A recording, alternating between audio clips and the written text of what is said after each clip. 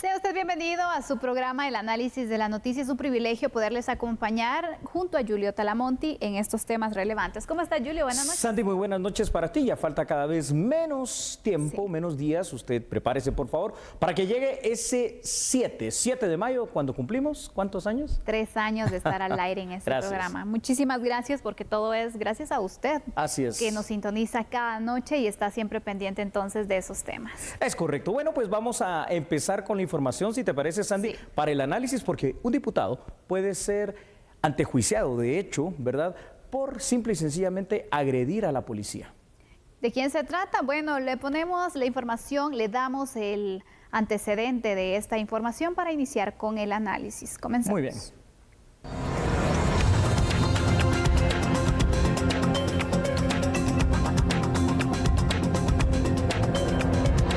En el primer nivel de la Torre Tribunales, personal de la Fiscalía de Delitos Administrativos del Ministerio Público presentó una petición para que se retire la inmunidad al congresista Aldo Iván Dávila Morales y pueda ser investigado por la posible comisión de un acto o hecho constitutivo de delito.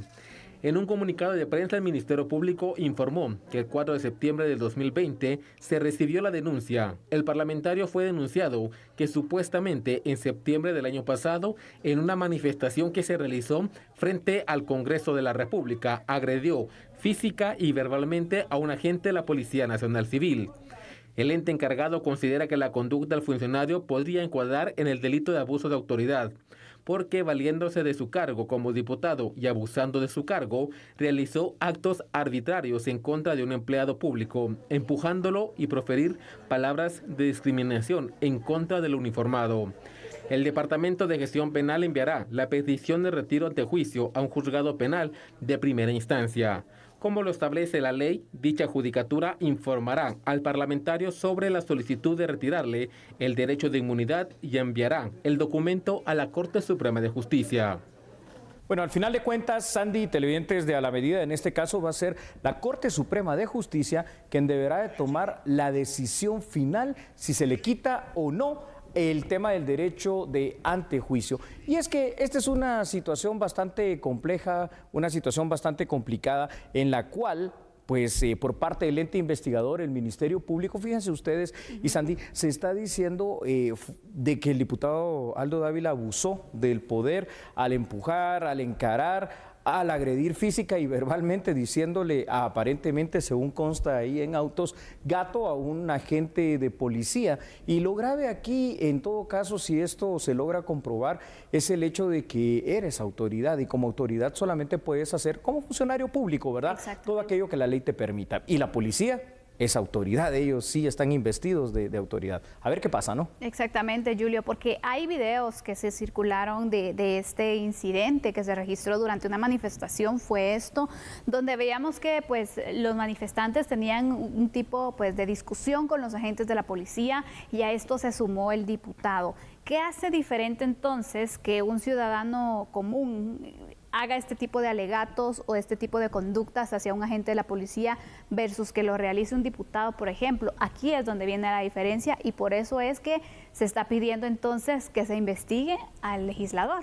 Exactamente, al menos en la solicitud obviamente presentada por la Fiscalía de Delitos Administrativos, que es la que ve este tipo de situaciones, ellos consideran que existe precisamente todo lo que enmarca y encuadra la ley en cuanto al abuso de autoridad, es decir, por supuesto, la policía es autoridad y tú también de alguna manera como diputado, solo que son dos tipos de autoridades diferentes, una está encargada del tema de seguridad y la otra es un representante precisamente del pueblo de Guatemala que digamos, lo que tipifica, al menos en esta situación, el Ministerio Público, no es el hecho de que vaya y haga un reclamo, eso lo puede hacer, es hasta su función de fiscalización, es la forma y la manera en que lo hace, es decir, según pues indica el Ministerio Público, agrediendo verbalmente, ¿verdad?, al insultarlo, diciéndole varias cosas, entre ellas gato, como repito, a uno o varios agentes de la policía, no sé a cuántos, escupiéndole supuestamente a uno de ellos, eso habrá que también que demostrarlo, y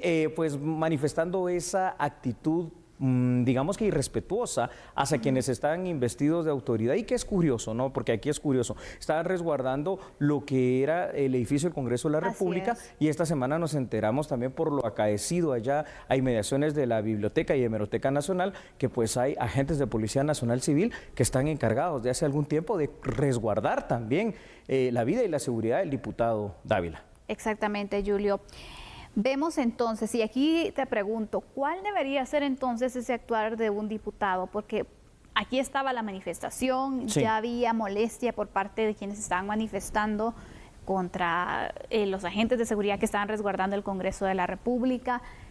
¿Cuál hubiese sido el actuar del diputado en este caso? ¿Actuar de la misma forma que los manifestantes, interceder, mediar? Ahí sí. ¿Cuál sería? Interceder, mediar, pero hacerlo de una manera en que guardes las costumbres, las buenas maneras, las buenas formas, porque al final de cuentas también, si no, lo que estás dando como autoridad electa, en este caso como diputado, antes de ir a los datos, es el ejemplo para que después el resto de la población y manifestantes o quienes hayan sido, pues de alguna manera traten a la policía igual, y tampoco se trata de eso, ¿verdad? Porque hay que guardar un orden y un respeto. Una cosa es el derecho a manifestar, otra cosa es la libertad de expresión y otra cosa es ya agredir. Vamos con datos. Vamos. Así es, entonces solamente para ir recordando este contexto, el hecho señalado ocurrió durante una manifestación el 4 de septiembre del año 2020 frente al Congreso de la República. Y es que Sandy se señala que el diputado Aldo Dávila habría agredido física y verbalmente a un agente de la Policía Nacional Civil. El Ministerio Público indicó en la querella penal que la conducta del funcionario denunciado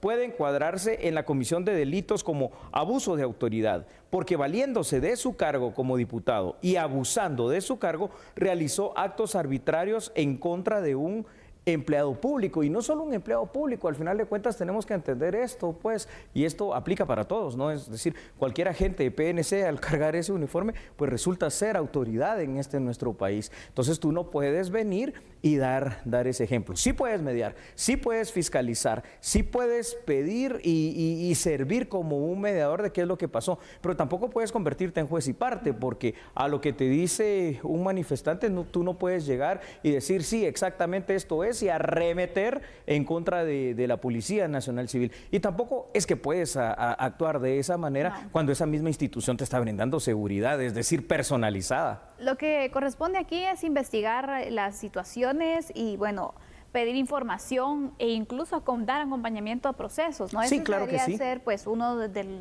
las formas sí. de actuar también que se podrían tomar en cuenta, pero también es necesario ir aclarando que, bueno, esto se dio por un agente de la Policía Nacional Civil, pero ¿qué pasaría si un diputado reacciona así contra un ciudadano común? También pasa el abuso de autoridad, Es la misma situación, es un abuso de autoridad. ¿Por qué? Porque también están investidos de esa autoridad que fue el pueblo quien los eligió, ¿verdad? Su distrito electoral. Vamos con más datos, por favor, y usted téngalos ahí en pantalla, porque fíjate, Sandy, que el Ministerio Público en su querella penal detalló que presentó las solicitudes de retiro de inmunidad sobre la base de la ley en materia de antejuicio. La autoridad competente, ¿qué es lo que tendrá que hacer ahora? Determinar si da lugar o no a la formación de causa en cuanto a la posible comisión de un acto o de un hecho constitutivo de delito por parte del funcionario público. De retirarse el beneficio de antejuicio, el Ministerio Público podría hacer las investigaciones respectivas y posteriormente, de ser necesario, presentar la o las querellas correspondientes e inclusive en el ejercicio del cargo ya sin el derecho a antejuicio hasta librar alguna orden de aprehensión. Entonces, yo creo que esto tiene que ser una lección para todo funcionario y para todo empleado público. Es decir, si nos vamos del artículo 151 al 155, vemos que el poder radica en el pueblo, que lo delega en sus funcionarios y empleados públicos, pero que de alguna manera estos deben de hacer solamente lo que la ley les permite y que nadie, como dice, estoy resumiendo los artículos que acabo de mencionar, nadie va a ser superior a la ley y que por el contrario, todo empleado y funcionario público debe ser el primer respetuoso de la ley y sobre todo de las normas como la Constitución y obviamente los derechos humanos, ¿no? Dar el ejemplo también, Julio. ¿Cuál es el proceso que se deberá seguir ahora entonces? El Ministerio Público ya hizo la solicitud. ¿Qué pasa ahora, Julio? Muy bien, Sandy, porque como hemos hablado tanto en materia de antejuicios entre magistrados de las altas cortes, ¿verdad? Lo que pasa aquí es lo siguiente, pasa de gestión penal, donde hoy fue ingresado este expediente, hacia un juzgado de primera instancia penal. Obviamente, por lo que dice nuestra Constitución Política de la República de Guatemala, el juzgado de instancia penal tiene que abstenerse porque es un diputado, no tiene la competencia para venir y conocer esa materia. Entonces lo tiene que elevar a el superior jerárquico, que en este caso son los 13 magistrados de la Corte Suprema de Justicia, quienes en pleno deben de conocer la solicitud presentada por el Ministerio Público, analizar el extenso expediente, analizar estas imágenes que aquí estamos viendo, analizar los audios que existen y analizar toda la evidencia, y ya será la Corte Suprema de Justicia la que decide directamente sobre, en este caso, el diputado Aldo Dávila, si le quita o no el beneficio de antejuicio. Yo te digo algo, aquí en Guatemala deberíamos hacer, como te digo, desde hace mucho tiempo una reforma legal, sobre todo para el tema de materia de justicia, y en esa reforma legal ningún funcionario debería tener realmente ya esta protección del antejuicio, porque estamos tolerando y consintiendo cosas que a un ciudadano común no se las van a tolerar, jamás. Exacto, Julio, pasa este punto, pero si también lo vemos, se necesita regularlo de mejor forma, te diría. Probablemente ahí sería. Ese es mi punto de vista, porque, por ejemplo, si se deja libre cualquier denuncia, entonces, incluso por afectar políticamente. Ya te va a impedir, ¿verdad? Exactamente. El ejercicio entonces, del cargo, sí es cierto. Es un poco malicioso también dejarlo libre, pero sí es necesario fortalecer este derecho de antejuicio y bajo qué circunstancias o situaciones también muy se puede ir dando. especiales. Exactamente. Sí, no para todo. Tienes toda la razón. Entonces, ahí tiene usted los hechos. Lo recordará porque tampoco, y esto tenemos que decirlo para este análisis, no es la primera vez que pasa esto con el diputado Aldo Dávila. Eso pasó en septiembre del año pasado. Este año hubo un incidente similar en ese mismo lugar donde otros manifestantes se acercaron al diputado. Por esto, por el momento, no ha sido querellado y respondió con los policías de la misma manera. Parece ser ya una cuestión como de costumbre en cuanto a la forma de actuar, al menos con la fuerza policial, por parte del diputado Dávila. Y habiendo dado ya precisamente estos dos datos que teníamos para usted ahí en pantalla, creo que nos queda ya empezar el epílogo de este tema. Así es, las conclusiones entonces del caso. Sin duda alguna, ser un diputado pues requiere una responsabilidad. Totalmente. El actuar, la forma de poder entonces dar acompañamiento a la población también, porque sabemos que la población pues pide también resultados de los diputados. Así es. Pero esto pues no los tiene que bloquear entonces de cuál es su función y de cuál sería el comportamiento que deben realizar. No estamos diciendo de que ya está condenado el diputado, no, inicia un procedimiento, de hecho... Goza de presunción de inocencia como cualquiera. Entonces ya el Ministerio Público tendrá la oportunidad de presentar las pruebas, de ver entonces cuál es el argumento que tienen para poder procesar al legislador y también veremos si procede o no retirarle el antejuicio. Así es. Con esa excelente conclusión, solo algo para ustedes, señores empleados y funcionarios públicos. Son los primeros servidores de los guatemaltecos, jamás superiores a la ley, y siempre, recuerden una cosa, actuar con humildad, porque para eso han sido electos o han sido puestos o nombrados como servidores públicos. Vamos a la pausa, Sandy. Así es, después regresaremos con un tema que también ha dado mucho de qué hablar hoy, es el anuncio del presidente de México en temas migratorios. La verdadera frontera norteamericana, así que no cambie porque nosotros somos a la medida.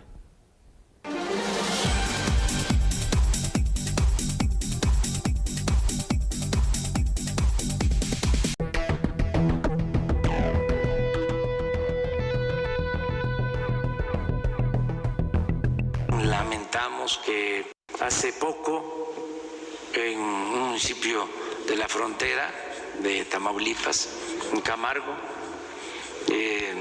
asesinaron, quemaron a 19 migrantes del hermano país de Guatemala. Y si esto no lo queremos para los adultos, menos para los niños. No lo queremos para nadie. Entonces, hemos tomado la decisión de reforzar las acciones en la frontera sur. Es mejor prevenir en la frontera sur, darle atención a los niños. Tienes razón en preguntar sobre el castigo a polleros, a traficantes de personas.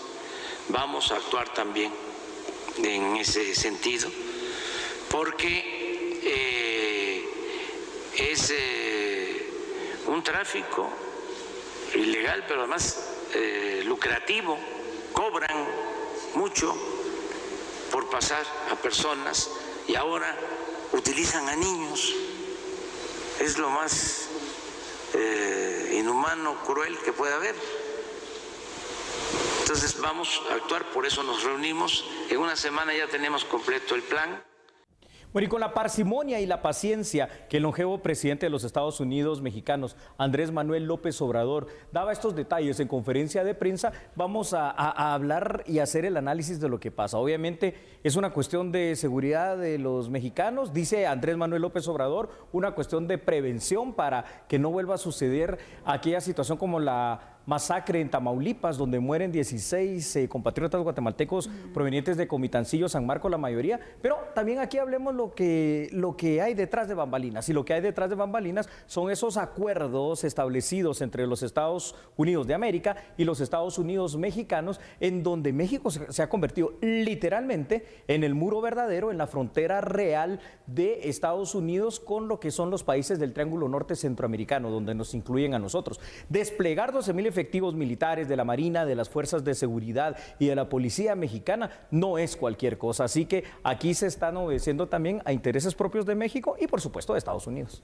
Efectivamente, Julio, nos sorprende también este anuncio que hace el presidente de México en una parte, pero también sabemos que desde hace unos meses ha venido pues implementando ciertas medidas también para el resguardo de la frontera que no se había visto en otras ocasiones. Sí. Y todo pues a raíz de ciertas comunicaciones que han tenido también Estados Unidos y México, que hace pensar entonces que pues hay una exigencia de poder redoblar los esfuerzos para poder controlar y reducir también el flujo de migrantes irregulares en la frontera de Guatemala, México y por supuesto México, Estados Unidos. Por supuesto. Yo no sé cómo te parece a ti que se haya argumentado la situación de los migrantes guatemaltecos que fallecieron, que fueron pues asesinados de esta forma, como una justificación. Miren, está pasando esto, entonces para evitarlo vamos a cerrar. Como que está muy tarde, ¿no? También el pronunciamiento. Hombre, es que si previamente... A ver, lo de la masacre de Tamaulipas pasó en los últimos días del mes de enero, si no me equivoco, el 21 de enero. Exacto. Pero estamos ya prácticamente a 21 de abril, han pasado 3 meses. Ahora, que Andrés Manuel López Obrador nos venga a querer justificar que lo va a hacer por seguridad y prevención de los migrantes, por favor, es decir, no, yo creo que aquí AMLO sí tiene que ser más claro y tiene que aceptar inclusive lo que ya algunos medios de comunicación estadounidenses hace 3, 4 semanas atrás venían y decían y que el gobierno mexicano ha negado, es decir, el fuerte llamado de atención de la administración Biden para que México frene o sea parte de ese muro real, literal, a través de fuerzas de seguridad con relación a los migrantes centroamericanos. Y lo vimos en la última caravana de hondureños, cómo pues se han constituido en un ente bastante efectivo, por lo menos por las vías tradicionales de evitar el trasiego de personas, la trata de personas. Sin embargo, aquí hay otra cosa que a ver cómo México va a poder responder a esto. La frontera Guatemala con México es demasiado grande. Totalmente, Julio. Mira, cada país y cada gobernante tiene el derecho de establecer las políticas que ellos consideren para el resguardo de la seguridad, para ver el tema migratorio. Ellos son libres de poder entonces presentar su plan. Pero que se justifique, es que les pasó esto, entonces vamos a hacer como que fuera una ayuda de... No, ahí yo creo que va muy mal dirigido el mensaje. Exactamente. Sí, simplemente que diga, bueno, esta va a ser la política que nosotros vamos a tener y listo. Y punto. Exactamente. Ser más directo, no dar tantos rodeos para llegar entonces a una decisión que es independiente. Guatemala tampoco es que se lo pidió ni nada, ¿no? Entonces, correcto. Porque si tanto interesara de verdad a las autoridades mexicanas en general, ¿no? Al gobierno como tal de turno, lo que pasó con los migrantes guatemaltecos masacrados allá en Tamaulipas, que realmente no es la primera vez que esto sucede, pues entonces las acciones y los pronunciamientos se hubiesen tomado antes. Vamos con datos. Vamos con datos, porque a ver qué es lo que está pasando, ¿no? Y es que, Sandy, en los últimos meses la actitud del gobierno mexicano en la frontera sur con Guatemala ha sido precisamente la de reforzar su seguridad para impedir el ingreso de migrantes. Eso es absolutamente claro. Ahora se anuncian por parte del mismo presidente mexicano nuevas disposiciones para hacer aún más fuerte la barrera humana ya existente. México ha desplegado, Sandy, personal de la Marina, del Ejército y de la Fuerza Policial. De hecho, 12,000 efectivos, que no es cualquier cosa. Nuestro ejército llega como a los 15,000, o sea que prácticamente es como tener a todo el ejército de Guatemala en la frontera. La justificación que los Estados Unidos mexicanos pueden, como tú bien decías, encontrar esta medida es el combate a la migración ilegal, narcotráfico y pandemia y supuesta protección a los migrantes. Sin embargo, es importante analizar analizar en esta noche que México se ha convertido al día de hoy en la principal frontera literal de Estados Unidos para frenar la migración del Triángulo Norte. O sea que aquello que abiertamente decía Trump que iba a construir un muro, no lo construyó tal vez o no lo terminó de construir físicamente, pero sí lo constituyó a través de tratados. Y ahora, de una manera, digamos, supuestamente menos mediática, pues Joe Biden, a través de su diplomacia, está todavía reforzando, está todavía poniendo más duro este muro, y por eso el enviado especial, el señor Zúñiga, que vino hace un par de semanas aquí a decir, la frontera con Estados Unidos está cerrada, es que más claro no nos lo pueden decir, y aquí se ven las medidas. Totalmente, Julio. Vemos entonces cómo ha cambiado el plan también migratorio de México, cómo ha variado de unos meses para acá, y si existe tanta preocupación también de poder entonces evitar situaciones como la masacre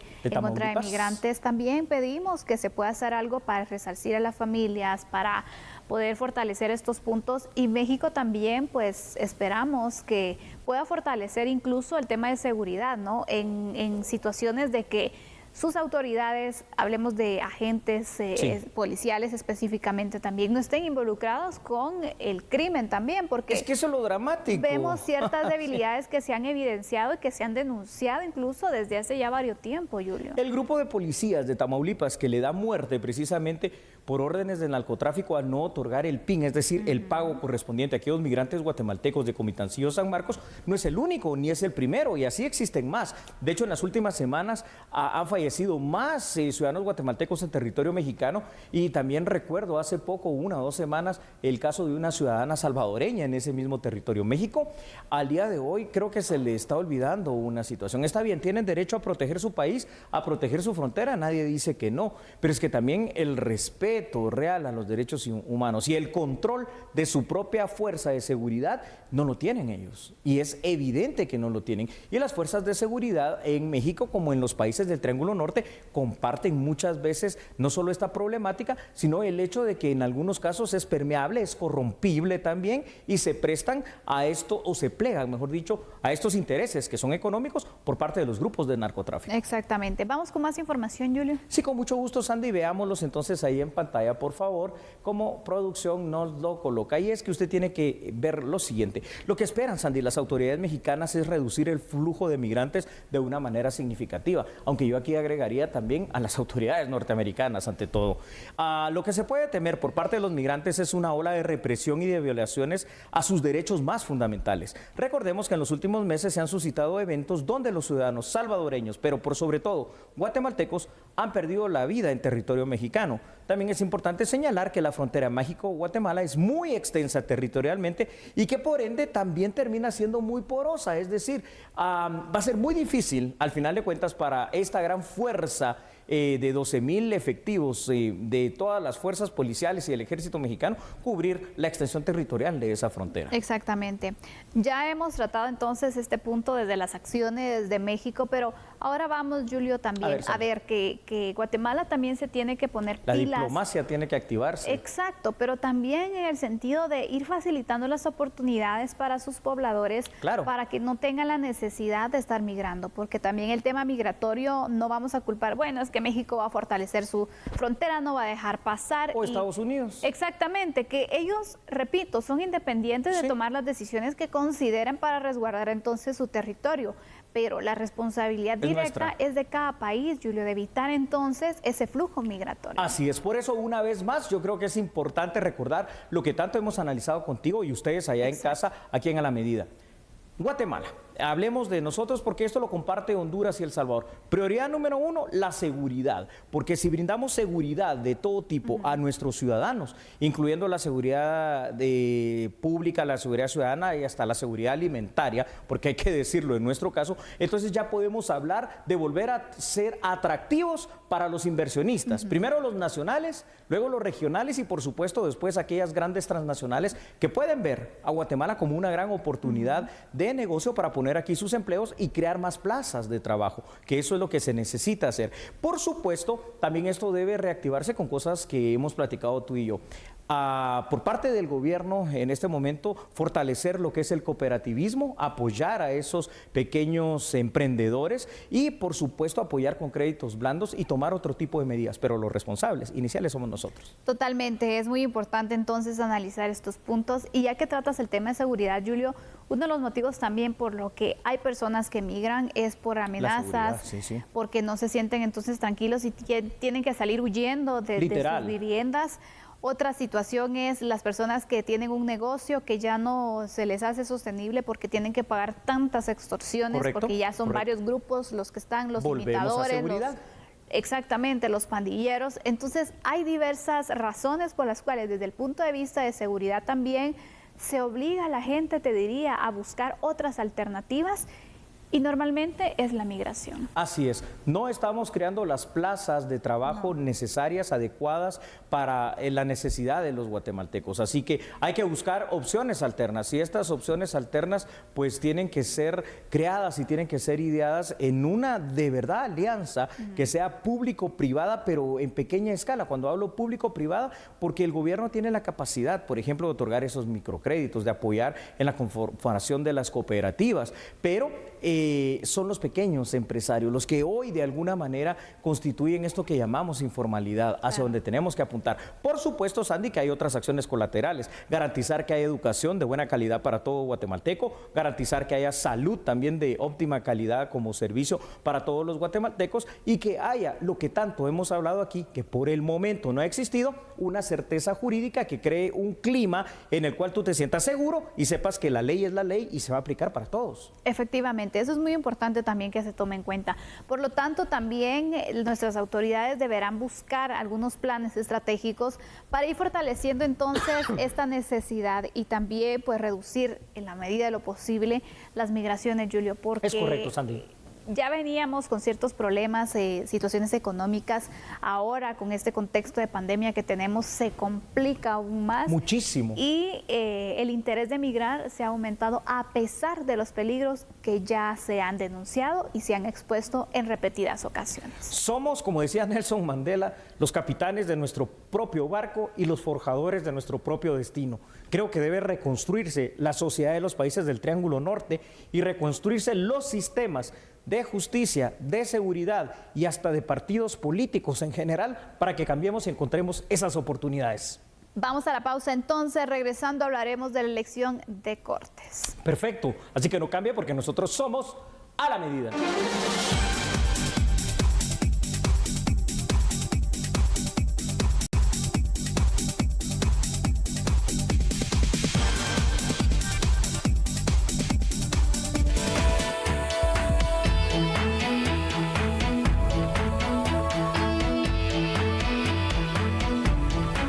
Ordenó al Congreso de la República elegir a los magistrados de la Corte Suprema de Justicia y salas de apelaciones a viva voz.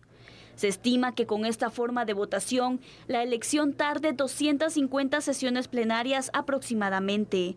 Es por ello que el Departamento Jurídico del Parlamento analiza presentar una serie de acciones legales para agilizar la elección. Efectivamente hay abogados haciendo ese análisis y diferentes sectores, por supuesto que han de estar también en el mismo análisis. Todos queremos avanzar en cuanto al tema de elección de cortes.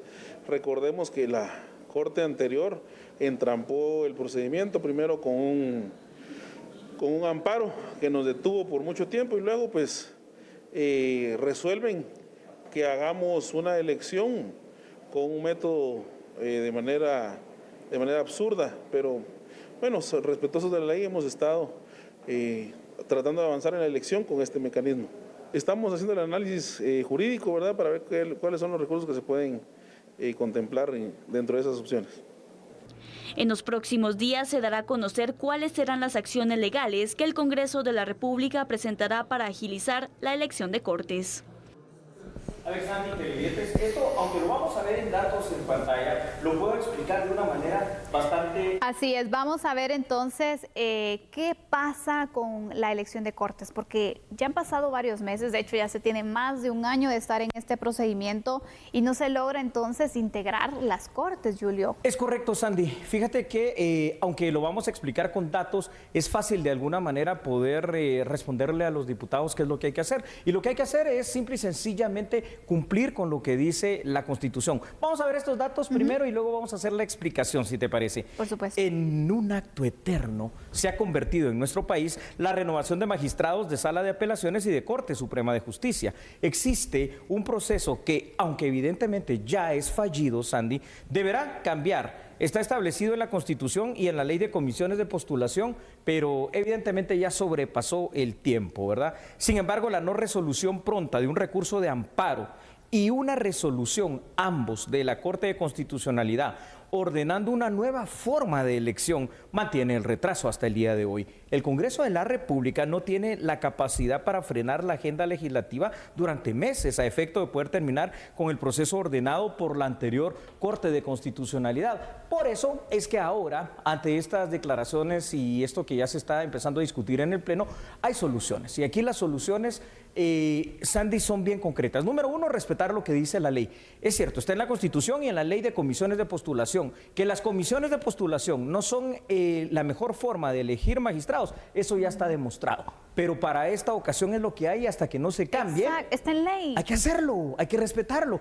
Ahora, si la resolución va en contra de eso y es más, te está diciendo, te está poniendo nuevas formas de hacerlo, es una resolución nula de pleno derecho, porque contraviene lo que dice la propia Constitución.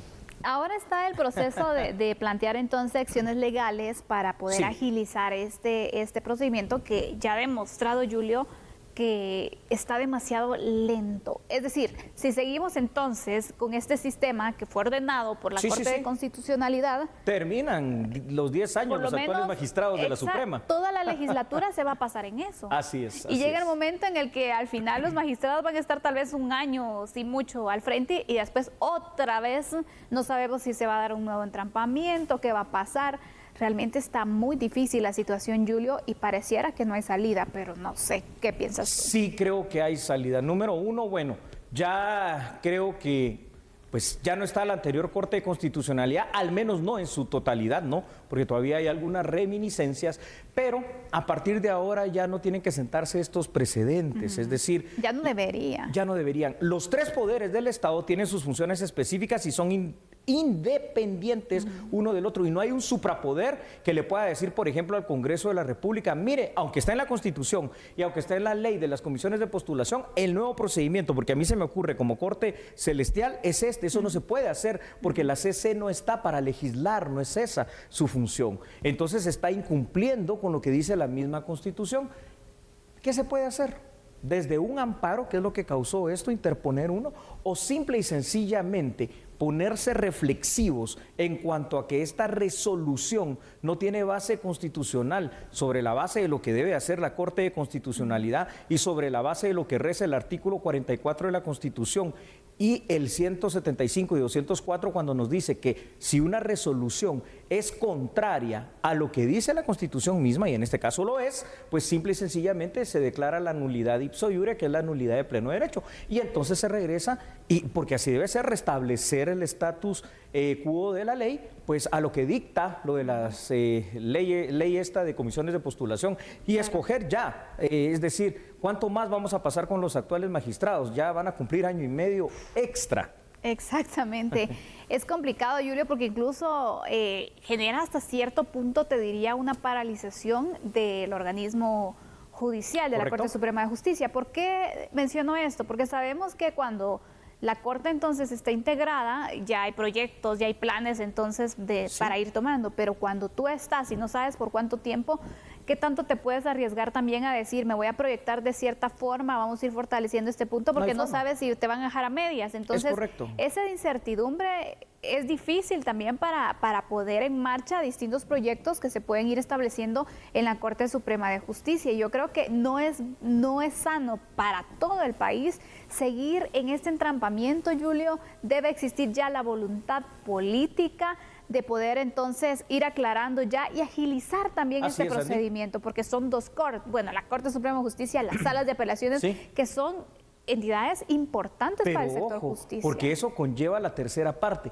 porque ¿quiénes son quienes hacen los nombramientos también por los siguientes 5 años, ya sea ratificándolos, cambiándolos de lugar o simple y sencillamente nombrando a otros de los jueces, de todo tipo de jueces, la Corte Suprema de Justicia? Y entonces tenemos todo un sistema de justicia fallido, ¿no? Y ahí es donde se presenta de manera bien evidente esa falta de certeza jurídica de la cual hablamos.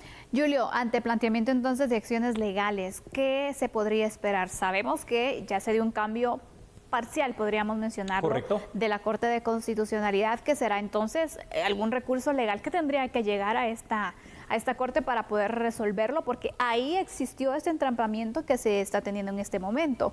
Quisiera que nos ampliara los datos, por favor. Con mucho gusto, Sandy, vamos a ver los datos, porque formas de que esto se pueda resolver tienen que existir, por supuesto, sobre todo cuando es un procedimiento no basado en ley. Recientemente hubo un recambio de magistrados constitucionales, por lo cual el Congreso de la República debe analizar qué opciones legales tiene para elegir las Cortes, Sandy. Y acá lo decimos en el programa, como las resoluciones de la Corte de Constitucionalidad no pueden ser apeladas, una opción legal podría ser el planteamiento de un recurso de amparo. Otra posibilidad podría devenir del hecho de invocar la nulidad de pleno derecho sobre la totalidad de la resolución emitida por la Corte de Constitucionalidad, amparados en el artículo 44. Y al final de cuentas, Sandy, sea cual sea la solución que se vaya a tomar o que se logre encontrar, el proceso no se agotará de la noche a la mañana y arrastra consecuencias y precedentes negativos. Por ejemplo, el mal precedente que quedó de no recambiar las Cortes, el mal precedente que quedó que en la Corte de Constitucionalidad pues tampoco es que se pudo tomar posesión por parte de los 10 magistrados que eran electos, y sobre todo las consecuencias jurídicas que esto va a tener, porque todas esas resoluciones que se estén emitiendo ahorita van a ser fácilmente impugnables y fácilmente anulables. Exactamente. Ojalá, la verdad, que se pueda ir resolviendo este tema, Julio. Ya el Congreso incluso se dio cuenta de lo tardado que esto representa, porque aparte de ello, sabemos que en la agenda legislativa no solamente se debe tener el tema de elección de cortes, y si se tomara como prioridad para tratar como punto único, así es. No es que tampoco en un mes se pudiera elegir, es que estar haciéndolo a viva voz es un atraso también. ¿Sabes? En este procedimiento que dictó la Corte de Constitucionalidad, ¿cuántos magistrados de sala han logrado ponerse el Congreso de acuerdo para elegir? 2. O sea que tal vez de aquí en 4 o 5 años ya elegimos todos los que faltan, ¿no? Imagínate. Uy, Dios mío. Está bien, terrible. Está complicado, la verdad. Creo que todos queremos ya una resolución sobre este tema, una agilización de los mismos. Y es de ir fortaleciendo, hablamos del sistema de justicia, pero cuando vemos situaciones como estas, no sé qué tanto, Julio, se está fortaleciendo. Creo que vamos atrasándonos. Entonces, en vez de avanzar, vamos para atrás. Y es una situación complicada que desde ya se tiene que resolver. Ojalá que esta nueva Corte de Constitucionalidad pueda darle celeridad al proceso y pueda entonces apoyar para que se cumpla ya con la designación de los magistrados. Es correcto, Sandy. Una ley siquiera que cumpliéramos aquí en Guatemala, la Constitución. Y en este caso específico, el artículo 175 que reza la primacía, en este caso constitucional. Ninguna ley, resolución o algo puede ser arbitraria, contraria o adversa a lo que dice y reza la Constitución. Vamos a la pausa. Así, regresamos enseguida. No cambie, recuerde que nosotros somos a la medida.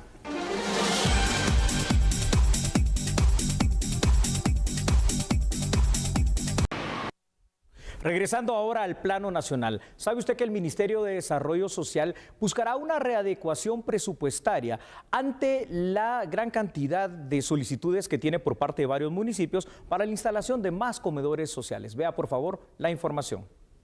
La cartera de desarrollo realiza evaluaciones ante la solicitud de 50 municipios para la instalación de comedores sociales. Las autoridades señalaron que es necesario contar con presupuesto para que el programa pueda expandirse a nivel nacional. Hemos recibido hasta el día de hoy más de 50 solicitudes de igual número de municipios que están pidiendo que se les pueda instalar un comedor municipal, un comedor social. En este sentido, nosotros estamos evaluando en base al nivel de pobreza, al nivel de desnutrición en cada uno de los municipios solicitantes, pero también dependemos de la disponibilidad presupuestaria, porque no es solo de aperturar un comedor, tenemos que garantizar que vamos a tener el recurso para mantenerlo abierto el resto del año. Vamos a buscar una readecuación para identificar lugares en donde no sea haya podido hacer ejecución no solo del ministerio, sino de otras dependencias y poder trasladar recursos. Actualmente son 23 comedores los que se encuentran instalados en diversos municipios con más casos de desnutrición, donde se sirven un poco más de 600 raciones diarias. Que fue el comedor móvil que se hizo en las cercanías del Hospital San Juan de Dios para brindar atención a las personas que llevan pacientes ahí.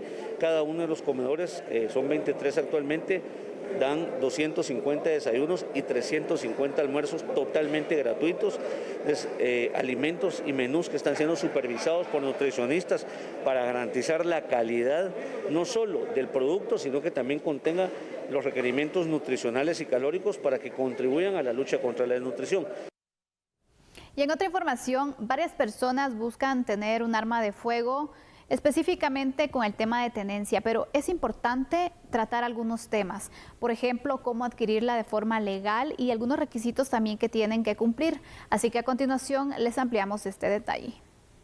En Zacapa se localizaron casi 50 armas ilegales y más de 30 piezas que no tenían el respectivo registro. Ante ello es importante destacar la forma de compraventa de armas para que éstas sean de uso legal. Todas las autorizaciones de armas y licencias de tenencia son extendidas por la DIGECAM a cargo del Ministerio de la Defensa. Definitivamente el arma debe tener un número de registro que esté visible, que no tenga ninguna alteración. Esta es un número de registro impreso, la mayoría lo tiene troquelado en el cuerpo del arma y también la mayoría de las armas que están registradas en DIGECAM tienen un marcaje troquelado que dice GUA. Esto identifica que el arma está registrada dentro del sistema de registro de la DIGECAM. No todas las armas cuentan con este marcaje. Aquellas que están registradas todavía bajo el régimen de DECAM, que es la versión anterior de la DIGECAM, que son aproximadamente 209,000 armas, esas no tienen este marcaje GUA. Sin embargo, el otro aspecto para reconocer un arma legal es la tarjeta de tenencia que extiende la DIGECAM con cada una de las armas cuando éstas se registran. Este es un ejemplo de una tarjeta de tenencia y esta le indica a usted el nombre del propietario, la dirección de la persona en donde está autorizada para que permanezca el arma, el tipo, marca y modelo de la pistola que debe coincidir con el arma que está comprando y el número de serie del arma que debe coincidir con el número de serie de la pistola que está acá. La tarjeta de tenencia de arma de fuego tiene sellos legítimos que dan autenticidad al documento. Para adquirir un arma de fuego se debe realizar una compraventa por medio de profesional del derecho. Para comprar un arma de fuego entre particulares, la ley obliga a realizar una escritura pública de compraventa ante un notario. Y el notario, para autorizar esa compraventa, debe de tener a la vista e identificar en el cuerpo de la escritura la tarjeta de tenencia y la factura del arma de fuego, porque con ello se acredita la propiedad. Sin embargo, DIGECAM tiene una base de datos donde se reportan todas las armas que son sujetas a algún hecho delictivo, robo o hurto. Y cada propietario está obligado a reportar ese robo. Entonces, si voy a comprar un arma de fuego entre particulares, indispensable es que las características, número de serie, modelo, calibre, estén legibles y que tenga su tarjeta de tenencia, porque la tarjeta de tenencia garantiza que el arma sí se encuentra registrada. Indispensable la propiedad con la factura del arma de fuego. La diferencia entre las armas largas deportivas y las de uso exclusivo del ejército es que las armas deportivas solo pueden disparar en semiautomático, mientras que las del ejército pueden hacerlo también de modo automático. ¿Sabe usted que el Ministerio de Trabajo se pronunció el día de hoy en torno a las visas temporales de trabajo, precisamente no agrícolas, que el Departamento de Estado de Estados Unidos va a poner a disposición de ciudadanos, entre otros países de Guatemala? Vea la información. A la fecha hay cerca de 32,000 guatemaltecos que presentaron su expediente y están a la espera de una oportunidad en el extranjero. Ellos habían hecho su trámite antes de la pandemia. Sin embargo, luego que los Estados Unidos pusiera a disposición del Triángulo Norte Centroamericano un total de 6,000 visas laborales, el Ministerio de Trabajo señaló a través de su equipo de comunicación que Guatemala tiene un convenio firmado con la embajada de dicha nación y que fue suscrito el año pasado. Sin embargo, tomando en cuenta las 6,000 visas anunciadas, dicha cartera a través del programa de trabajo temporal generará acercamientos con distintos empleadores en los Estados Unidos que estén interesados en la contratación de guatemaltecos para actividades no agrícolas. Una vez confirmada la oportunidad laboral, se solicitarán las visas en el marco del convenio suscrito.